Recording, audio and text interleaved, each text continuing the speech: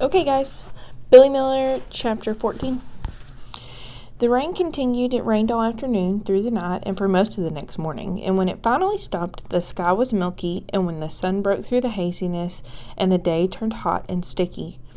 After lunch, Sal wanted to get the buggy from the garage and pretended to be Valerie and deliver mail. She had her tights on, of course, and she was ready to go.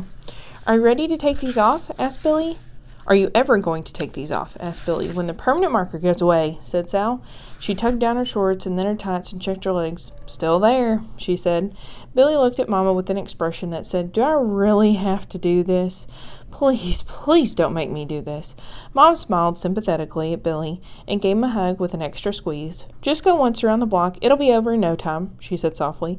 "Can you tell her no shouting? Special delivery?" asked Billy. Mama nodded. "Can you tell her to go really fast?" Mom nodded again, and then she had a little talk with Sal, and then Sal and Billy were on their way. After they started off, the wind picked up, and the droplets of rain that had collected in the leaves of the trees overhead showered down on them. Billy looked up hopefully to see if it was starting to rain again. If it was, they could turn back, but it wasn't, and it seemed improbable that Sal would have turned back now, even if it were pouring. With a little bit of swagger, Sal marched down the sidewalk, pushing the buggy. Billy kept a safe distance. "Remember, no yelling," he told her. "We're going once around the block, and we're going fast." "Mail," said Sal. Quieter," said Billy. They went down the street, stopped at each house, and then Billy stayed on the main sidewalk, and Sal pushed the buggy up much smaller walkway to the front door where the mailman was. Billy waited, turned around, pretending to do other things, checked for traffic, coughing, examining his fingernails, patting his pockets as if he'd lost something. Because he wasn't really paying attention, he couldn't say for certain what Sal was actually doing or what she was saying. Out of the corner of his eye, he caught glimpses of her gesturing, waving envelopes, and he heard snatches of talking to imaginary people, nothing he could understand, and the thunk of mailboxes shutting. "We're delivering mail," Sal said with glee. "I'm not," muttered Billy. Luckily, they only saw a few people. Miss Metcalf was walking her little fluffy dog, Winker. Miss Metcalf smiled from beneath her huge straw hat and said to Billy in a hushed voice, "She's adorable, just adorable." A man Billy didn't know was pushing a stroller came toward him. The man stopped for a second and looked at Sal. He chuckled and moved on. "Never too hot for a fashion plate," he said. Billy didn't know what that meant, but he did know that if you didn't know Sal and weren't used to her, it would be something to see her.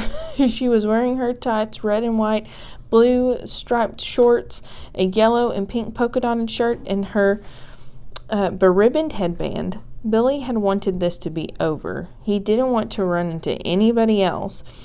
He turned to Sal, moving as fast as possible. He could feel that his cheeks were hot from embarrassment. They were probably as red as that permanent marker. "We'll skip Mr. Tooley," said Sal. "No mail for dead people." When they turned the last corner and Billy saw their roof between the trees, he felt lighter somehow. Quickly he pushed the buggy into the garage, and then when they were safely inside their own house, his entire body eased up. Mama, turn on the air conditioning," said Billy. He could hear the air conditioner. He could feel the cool air. The beads of sweat on his arms and his legs would soon be gone. His sticky shirt would be unstuck. "We're done delivering," said Sal. "Done forever," said Billy. "I made lemonade," said Mama. "Come." The three of them had lemonade and settled in the living room with books. Mama and Sal were on the couch. Billy chose the big, soft blue chair. Billy was surprised that Mama had turned on the air conditioning. She and Papa tried to use it as little as possible. Papa would say that keeping it off saved money and helped save the world, but all Billy knew was that it felt good.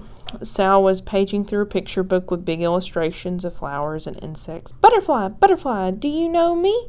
she said. She'd memorized the book, but claimed that she could read it. Billy was reading the graphic novel he'd been given for his birthday. It was called Commander Seahorse. It was the first book in a series. By page 3, he'd already laughed out loud, so he knew it was good. Mama was rereading her favorite book, Pride and Prejudice. "You've read that book 1,000 times, said Billy. "Not 1,000 times, said Mama, but a lot." Why? Said Billy. Mama shrugged. I really like reading it when I'm happy. I like to read it when I'm sad. When I'm sad, it makes me happy. I guess I just like to read it. Billy thought for a moment. Are you happy or sad? He asked. Mom closed her book but kept her finger between the pages to mark her place. Right now, I'm very happy. I'm with two of my favorite people, and the world feels very calm and hopeful. Mama sighed. It was contagious, like yawning. Billy sighed, and Sal did too. Even though Papa was at home, Billy felt a closeness, a nearness to everything. Everything. The world did feel calm and hopeful. And then the phone rang. And that's chapter 14.